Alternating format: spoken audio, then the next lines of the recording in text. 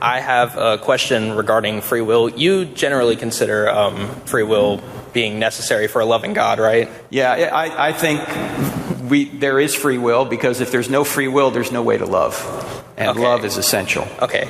So my question is, if our environment and the devices by which we perceive our environment and the devices by which we make our decisions, they're all created by God, right? Mm-hmm. So how do we have free will if all these things are created by God? Isn't that influencing our decision making? Well, they do influence our decision making. Obviously, you couldn't make a decision without a brain, right? Without a mind, and God gives you your brain, but that doesn't mean that you have absolutely no control. You do have control. God gives you an apparatus by which you can make decisions. Because he gave you the apparatus doesn't mean that you don't have some capacity to make free choices.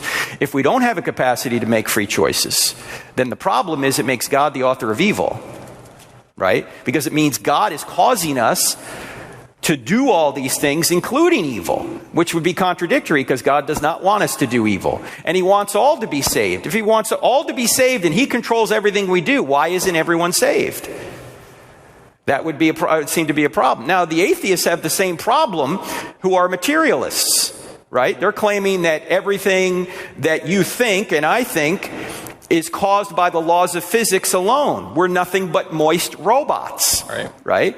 Well, if that's the case, why should we believe anything we think is true, including the thought that atheism's true, or including the thought that every thought is caused by the laws of physics completely? We'd have no warrant to think that.